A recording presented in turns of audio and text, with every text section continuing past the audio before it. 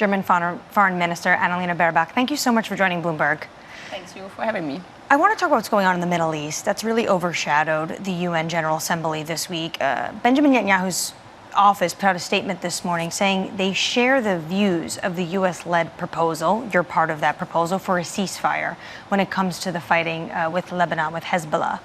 At the same time, then, Netanyahu addressed the UN General Assembly, said he's going to continue fighting, and then there was a massive strike today in Beirut, and even rumors that Hassan Nasrallah was the target of that strike. What can you tell us about where the talks stand right now in the midst of this escalating conflict?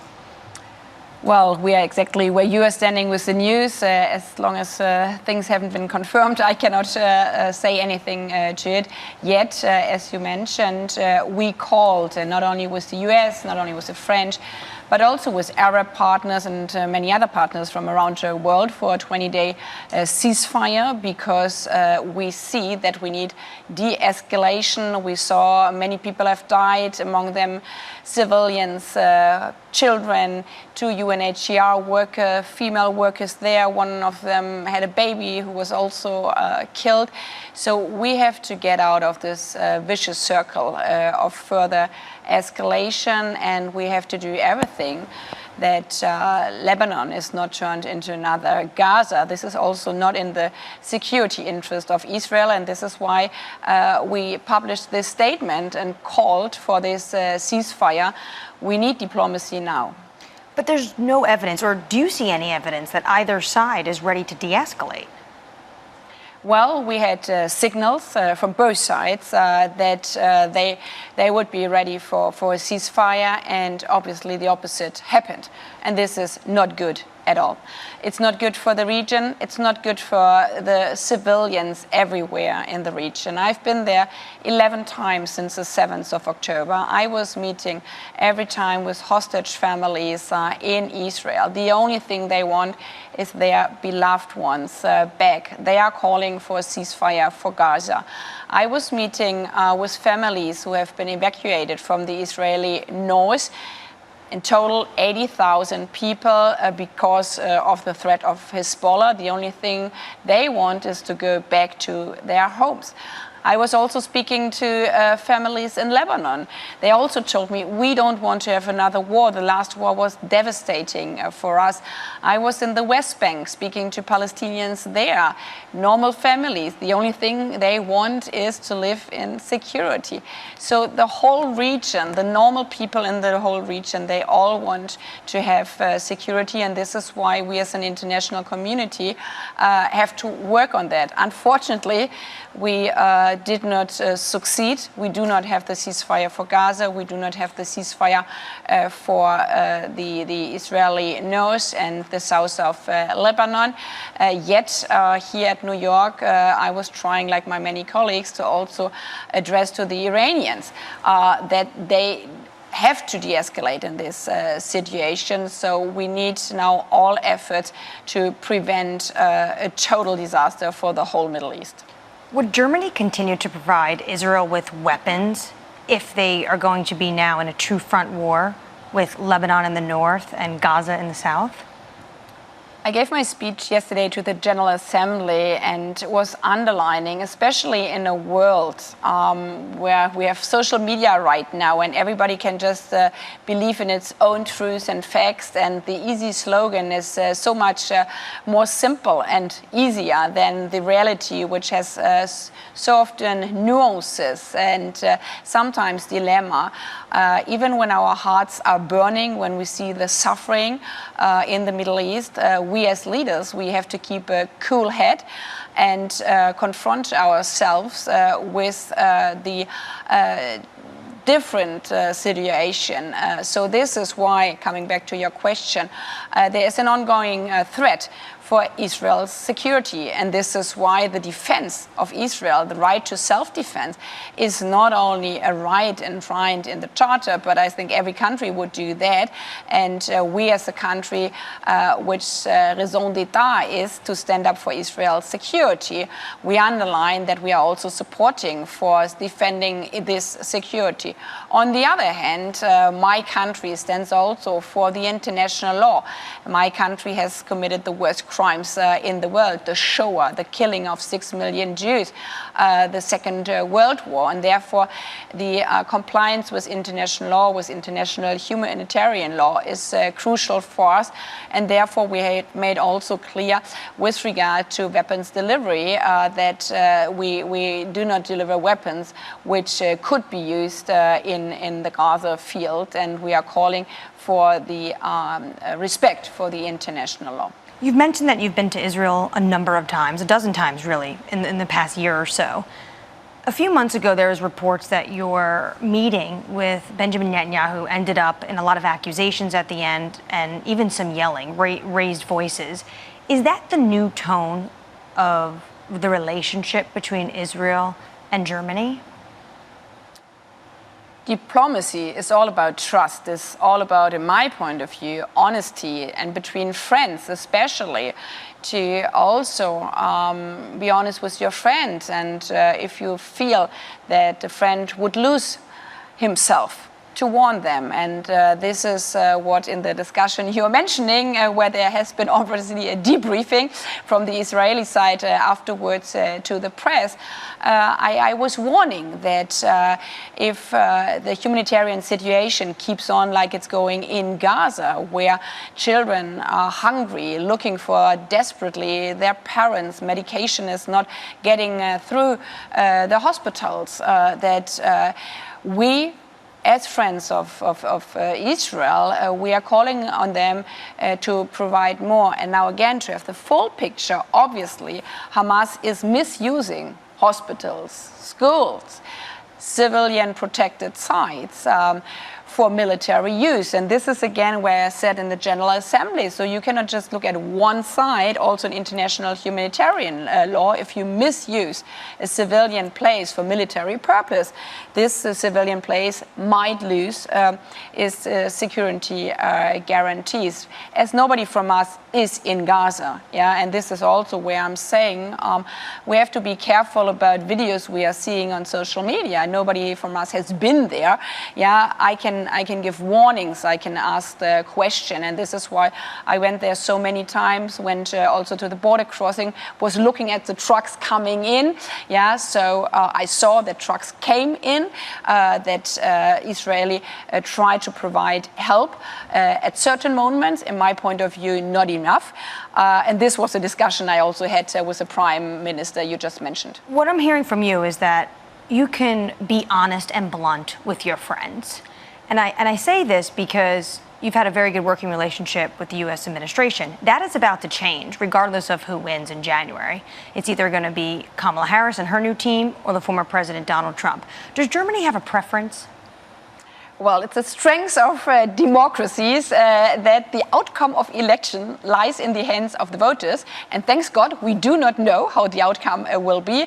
What I think we all can all guess that it will be very close, the outcome. But nevertheless, who's winning?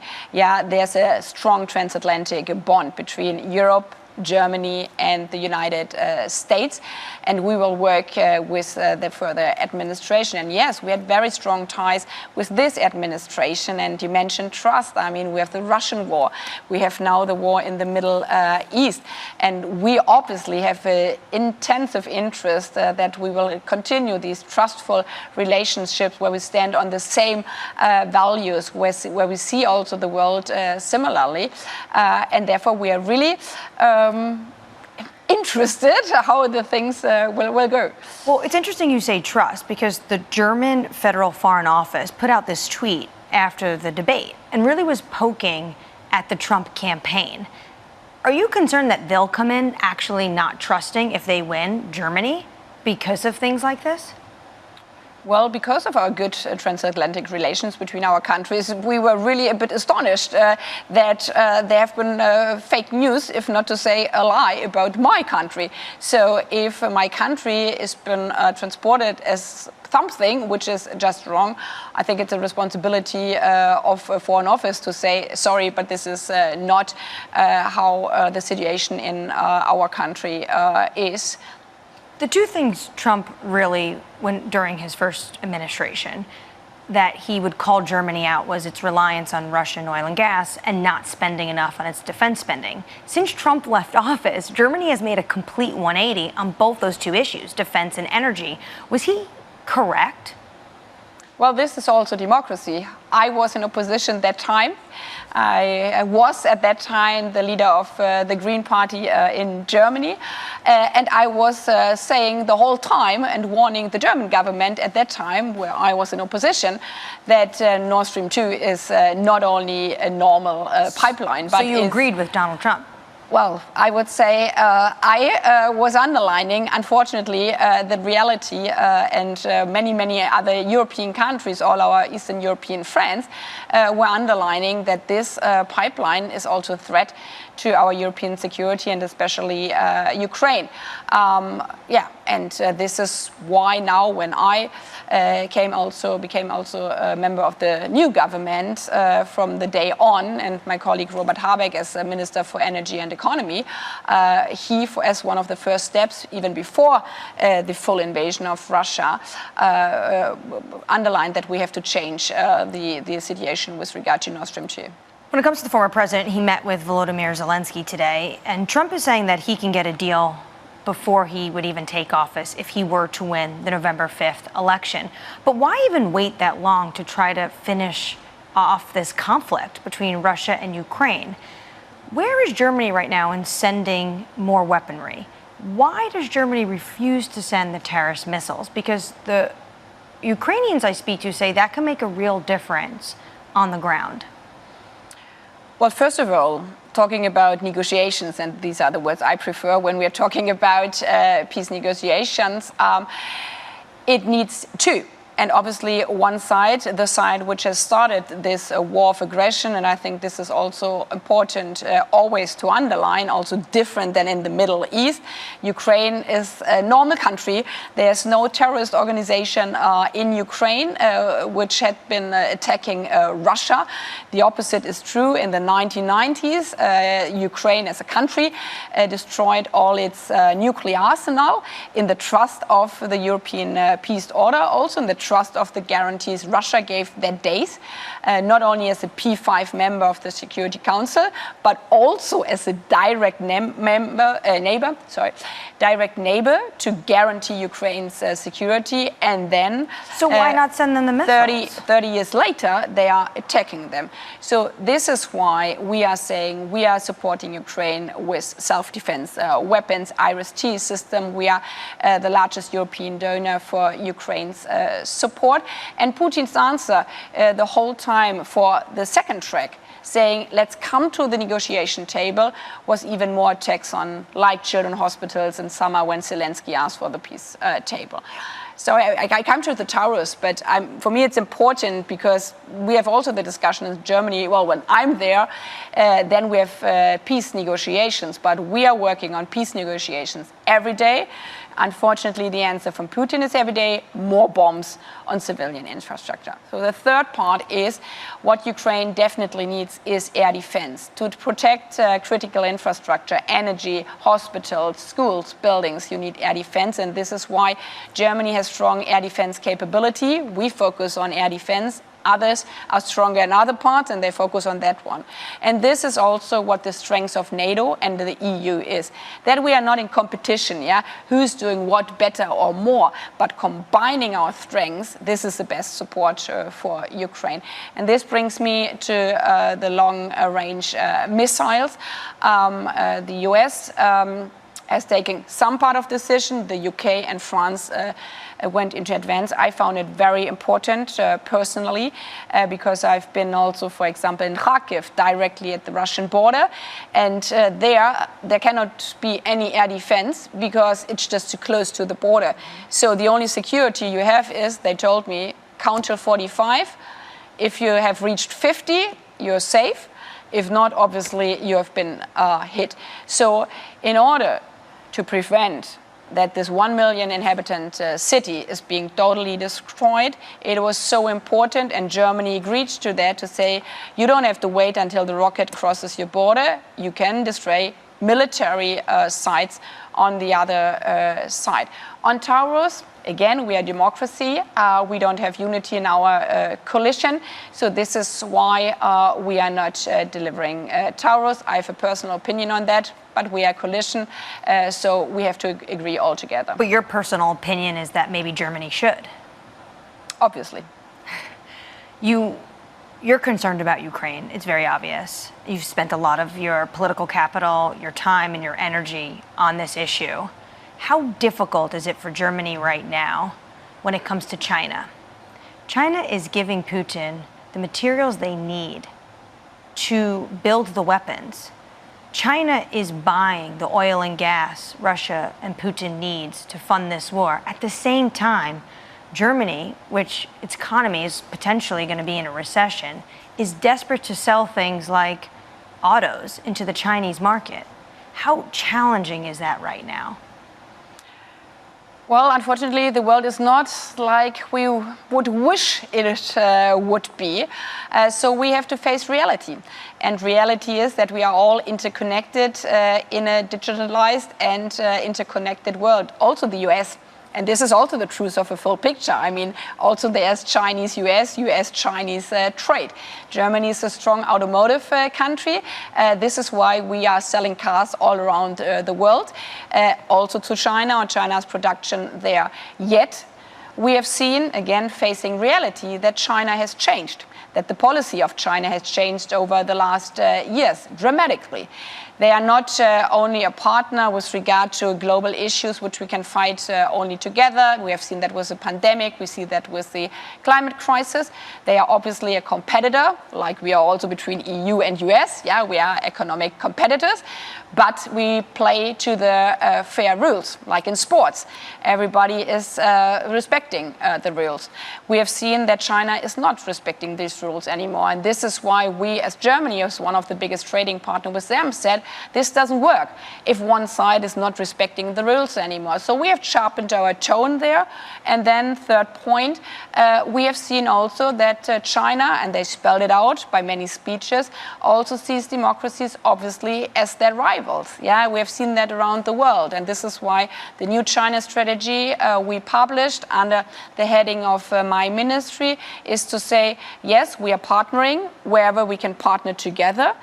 We see that we are competitors, and we are underlining and pushing that we play to the common and rules and fair rules, but we are not closing our eyes as well that we are also in competition between our systems. Berlin has sharpened its tone, but when will it sharpen its actions? Because right now, the German government is resisting the EU plans to impose tariffs on some of Chinese auto companies that are flooding the European market, and it's hurting the German industry.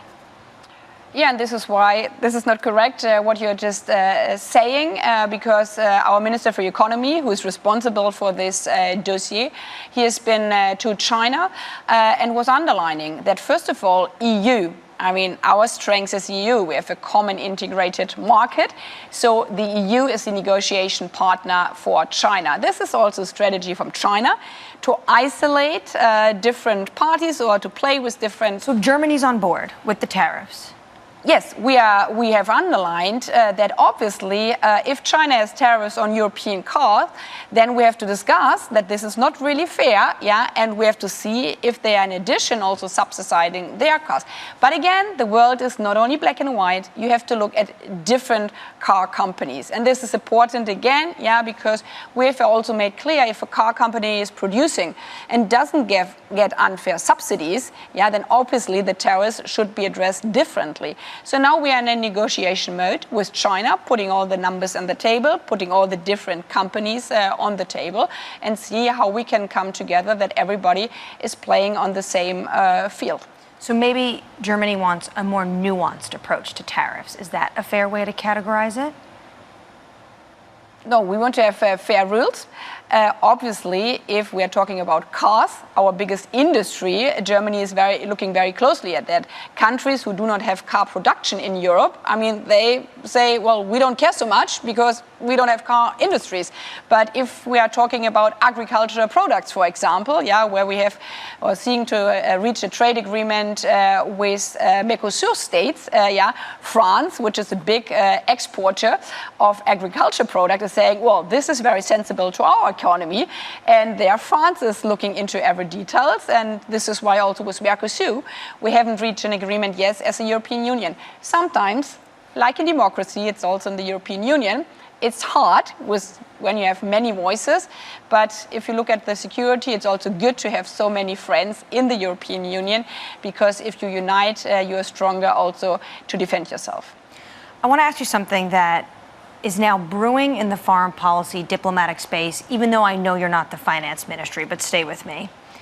There is a spat between Milan and Frankfurt right now when it comes to UniCredit buying up Commerzbank shares. And the Italian foreign minister spoke about it here on the sidelines of the UN General Assembly. Have you spoken to Antonio Tajani about this issue, what's going on in the banking sector? I've spoken to the Italian minister about the Middle East. We're on our G7 meeting and about Russia.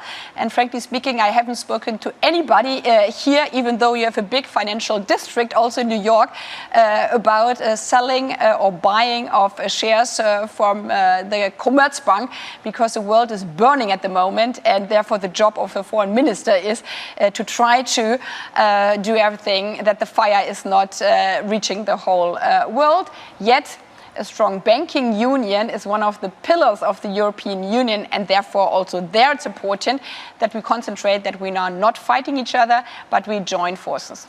Right, so this shouldn't even be on your desk. But let me tell you what Minister Tajani said. He said he didn't understand why, when someone comes to buy in Italy, we're told that we are in a European system, and then if an Italian buys, it's not a single market anymore. Why is there a double standard in Germany?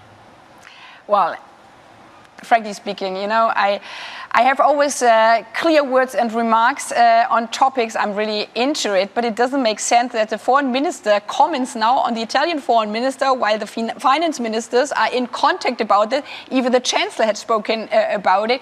So my job is to do everything that this world continues to be a safe place in many regions. So I think the selling and buying of Commerzbank credits is our smallest problem at the moment. Okay, just one more question on this. But I won't answer it. Okay, but just because it really is brewing in the diplomatic space, but that is because of some of the tone that German officials and the Commerzbank labor representative also took. They said, we understand each other better with the French in terms of industrial policy on how to run a bank than with the Milanese. It feels like Germany is willing to be exposed to the French society and French debt, but not Italian. Well, I can only repeat myself. I'm not the type of politician who thinks she can comment on everything, even though she's not into the topic, doesn't even know where the quotes are coming from. I'm reading the headlines the whole time, what's happening in Lebanon. I was with the Azerbaijani Armenian foreign minister because we are also trying to find a peace agreement on the European continent while we're not finding a peace agreement for Ukraine. We celebrated that we had a pact for the future, because this also shows if you work together, even those who want to do everything, that working is impossible. So we set up also something which we could celebrate here at the United Nations. And maybe I tell my finance minister that he should come to the show as well. And I think he's more expert on that than me. Yeah, and I don't mean to put these questions to you because you are the foreign minister. But what I'm pointing out is that almost Germany was sleepwalking some of your colleagues potentially into this, because the German government could have known that UniCredit was buying up these shares, and they either didn't or they just allowed it, and then all of a sudden are now complaining because maybe politically it makes more sense. So maybe your colleagues are just creating more problems for you. And I understand. No, but I want to comment it because this is important to me. I gave yesterday a 25-minute speech where I called for the strength of politicians, of world leaders, to not fall for short slogans, to not opt for the simple headlines, for black and white, but be capable of seeing the world in all the 50 shades of gray. They are even rainbow colors at some times. And this is why, if you're dropping headlines here about selling of details, I know how the world is. This has to be an argument. There's another argument, a counter argument, and this is why I refuse to comment on things where I'm not informed about the details, because all my head in this week was about international and world politics. True. We have two hot wars in the world right now, and that definitely should take center stage of your time. I understand that. When you think about where the world is right now, how difficult is it going to be for Germany to deal with all of these global conflicts while the German economy right now is struggling, especially in its manufacturing base? Difficult. And this is why we have to be aware that Putin's war of aggression is not only a military attack on Ukraine. This is hurting everybody. Why is our budget very much stressed, to say it very diplomatic?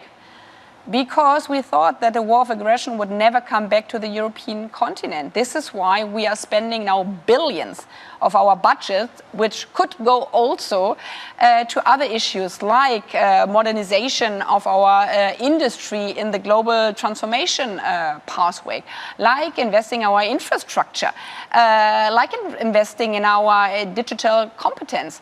But because our security is threatened, we have to invest a lot, not only in supporting Ukraine, but in our own self-defense. And again, this is connected, and this is why we are working so heavy for an end of this war. I'm saying this so emotionally because we have the challenge that our democracies in Europe, but also around the world, are not only challenged by autocrats, dictators like Putin from the outside by the war of aggression.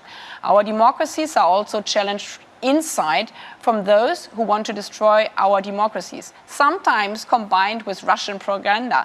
It's a hybrid warfare. And we have seen that latest in my country, in 3 Eastern German states, where the extreme right-wing party, which is following the Russian propaganda totally, and a very extreme left-wing party also following Russian propaganda, has gained together about 30%.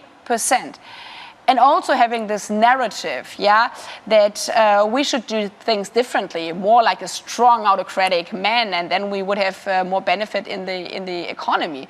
But the truth is, this Russian war, this is really what is damaging our economy, and this is why we have to do everything, not only to counter the war of aggression in Ukraine, but to counter also these voices, these actors in our democracies, which are trying to destroy our democracies by fake news, by lies, by supporting Russian propaganda or autocratic propaganda. And this is why democracies around the world have to stay together, also economically. And this is what we started with, like trade agreements between democracies, strong ties also from the European Union and the US on the most important future technologies, I think is so important to save each other.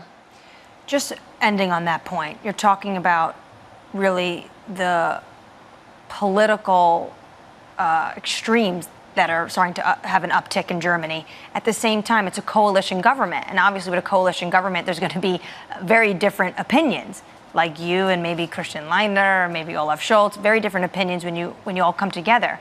How challenging would it be for Europe if, like France, Germany ends up in some sort of political crisis? Well, obviously it would be dangerous, and this is why democracy have to be resilient and to partner. And this is why we have to support each other. What I said, we are all competitors. You mentioned it now with Italy, France, also with US-Europe trade. But I believe we have to understand, if we are not bridging small divides, and this is what I said, the question about Commerzbank, compared to the threats we are having from autocratic regime is kind of nothing. So we always have to remember when we are having these kind of internal struggles, what is more important, and to work together in these kind of economic fields, find compromises. The compromise is the strength of a democracy.